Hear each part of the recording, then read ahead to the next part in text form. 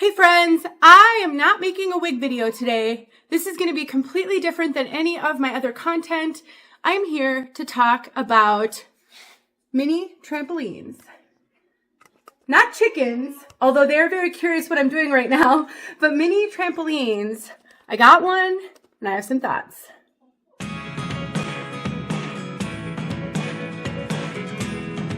My name is Denise. I'm also known as heywigsister on Instagram and Facebook.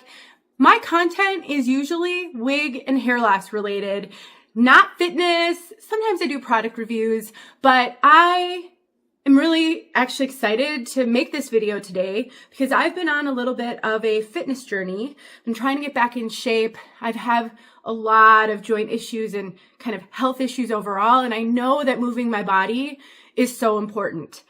And in some of the research that I've done and in some of the feedback that I've gotten from some of you guys on Instagram, rebounding, mini trampolines are so great for so many things, not just physical fitness. And I've been really curious. And so I got on Instagram a few months ago and I asked for recommendations and I got quite a few.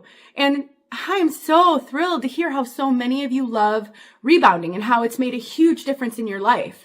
And if you're not familiar with this, I recommend you do some research on the benefits of rebounding. There are so many, and it's definitely something as we get a little bit older that can benefit us because of the low impact nature, but you are still helping to maintain and even build your muscle mass, which is so incredibly important. Now, I've only had this mini trampoline for 3 or 4 weeks, and we were gone for 8 days of that time on vacation, but I have been trying to use this almost every day for at least 10 minutes.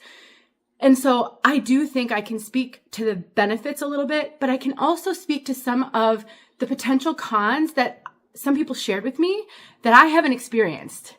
So if you're at all curious about this or my thoughts on the BCAN bungee with the handle, then let's talk about it right now. So this is the BCAN mini trampoline with the bungees. So it has bungees. They also have an option with springs. And I opted to get the one with the big handle because I felt that I needed that for balance and support. I do have some joint issues. I have really bad knees, which we will talk about. That handle is removable. So if you aren't sure if you need it, you can get it with the handle and then you can take it off if you decide it isn't necessary. I also got the 48-inch. They have a 40-inch. This is really big. When we first unboxed it, I thought maybe it was going to be a little too big, but I'm really glad I got the bigger one as I'm learning how to do this. I think if I were an experienced rebounder without any physical issues, the 40-inch would be fine. So if you have healthy joints and no real physical issues, I don't know that you need one quite this big, but that is what the rebounder looks like. So I just want to demonstrate a little bit of me bouncing on this. I'm not going to spend the whole time doing this. I'm also not going to teach you any moves. What I am going to do is talk a little bit about a couple of the complaints that I heard from people. It hurt their knees or that it would hurt their back. And I have not experienced that at all. Both of my knees are bone on bone. I cannot straighten this knee fully at all. This knee, I have been working really hard. It doesn't straighten fully, but it does straighten a little bit more. This is as far as I can bend this knee. So I have really terrible knees. This has not bothered my knees at all, not even a little bit. And I have been trying to do lots of different moves. I have been trying to work my muscles in a variety of ways on this, and I've had 0 issues in the joints that usually bother me. You know, I'll put some resources in the description box if you're brand new to learning about rebounding. I'm not trying to sell you this rebounder at all. I'm just kind of sharing what I'm doing. I'm 53 years old. I have the body of someone 20 years older than me. The luck of the draw, I guess, the genetics I was gifted. I may look young in my face, but the rest of my body has not followed suit.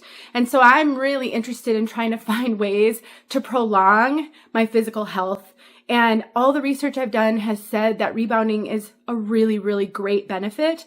So I thought I'd give it a try. I researched quite a few rebounders. I'm going to cough. Sorry, I'm still getting over a cold. Quite a few rebounders. And there are pros and cons to all of them. Personally, as somebody new to this, I wasn't sure how it would impact my joints, and who knows if over time that will change. But right now, the only issue that I had was I think I was a bit overzealous in the beginning, and I was feeling it in my feet just a little bit. I've experimented with bouncing with shoes on and without shoes on, and I just needed to get my feet used to it. But my back, my knees, zero issue. And so I'm really excited to see what could come of this. This is not a completely silent rebounder. It does make some noise, not loud. But if you were going to maybe put this in a bedroom where somebody might be sleeping, if you're blessed enough to have a bedroom big enough with tall enough ceilings, it's not completely silent. And in my research, I learned that there may be some others that are like quadruple the price of this one that might be quieter.